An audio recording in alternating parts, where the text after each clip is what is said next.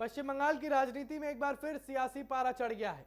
कोलकाता की सड़कों पर आज ऐसा नजारा देखने को मिला जिसने पूरे देश का ध्यान अपनी ओर खींच लिया।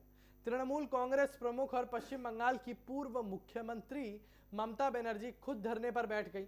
अब सवाल यह है कि आखिर ममता बनर्जी को सड़क पर उतरने की जरूरत क्यों पड़ी और इस धरने के पीछे की राजनीति क्या है। दरअसल पिछले कुछ दिनों से पश्चिम बंगाल में राजनीतिक तनाव लगातार बढ़ता जा रहा है। तृणमूल कांग्रेस का आरोप है कि चुनाव के बाद उसके नेताओं और कार्यकर्ताओं पर हमले किए जा रहे हैं और सबसे ज्यादा चर्चा उस घटना की हुई जिसमें टीएमसी के राष्ट्रीय महासचिव और सांसद अभिषेक बनर्जी पर कथित हमला हुआ और पार्टी का दावा है कि अभिषेक बनर्जी पर पत्थर, ईंट और अंडे फेंके गए थे, जिसके बाद पूरे राज्य में राजनीतिक माहौल गर्मा गया। हालांकि बीजेपी इन चीजों को लेकर कटाक्ष करती हुई नजर आ रही है।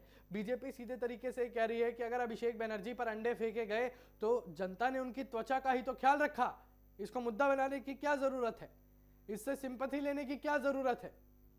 इसी मुद्दे को लेकर ममता बनर्जी ने 2 जून को यानी कि आज कोलकाता में बड़े धरने का ऐलान किया था। शुरुआत में धरना रानी रश्मोनी एवेन्यू पर प्रस्तावित था, लेकिन पुलिस से अनुमति को लेकर विवाद खड़ा हो गया। इसके बाद कार्यक्रम के स्थान को लेकर काफी खींचतान चली और आखिरकार धरना दूसरे स्थान पर आयोजित किया गया। इसके बावजूद ममता बनर्जी पीछे हटने को तैयार नहीं दिखी। धरना शुरू होने से पहले ही ममता बनर्जी ने साफ शब्दों में कहा कि अगर उन्हें रोका गया तो विरोध जारी रहेगा। यहां तक कि उन्होंने यह भी कहा कि अगर सरकार चाहे तो उन्हें गिरफ्तार कर सकती है, लेकिन वो अपनी आवाज उठाना बंद नहीं करेंगे।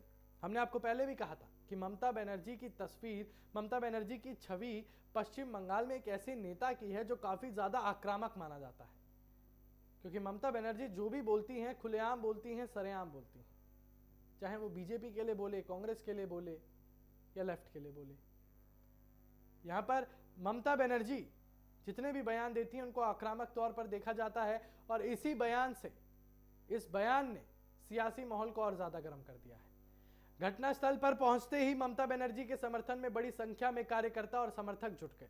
मंच से उन्होंने आरोप लगाया कि तृणमूल कांग्रेस को कमजोर करने और तोड़ने की कोशिश की जा रही है। उन्होंने कहा कि पार्टी के नेताओं और कार्यकर्ताओं को डराने का प्रयास किया जा रहा है, लेकिन टीएमसी झुकने वाली पार्टी नहीं है।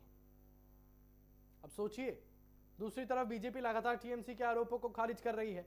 बीजेपी का कहना है कि तृणमूल कांग्रेस राजनीतिक सहानुभूति हासिल करने के लिए इन मुद्दों को बढ़ा चढ़ाकर पेश कर रही है, लेकिन टीएमसी का दावा है कि उसके नेताओं और कार्यकर्ताओं के खिलाफ हिंसा की घटनाएं वास्तविक है और इन्हीं के विरोध में यह आंदोलन किया गया।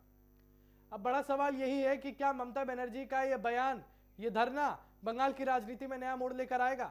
क्या इससे टीएमसी को राजनीतिक मजबूती मिलेगी या फिर विपक्ष इसे राजनीतिक ड्रामा बताकर निकल जाएगा? फिलहाल इन सारी चीजों को लेकर पश्चिम बंगाल में अपनी संवेदनशीलताएं बनी हुई है।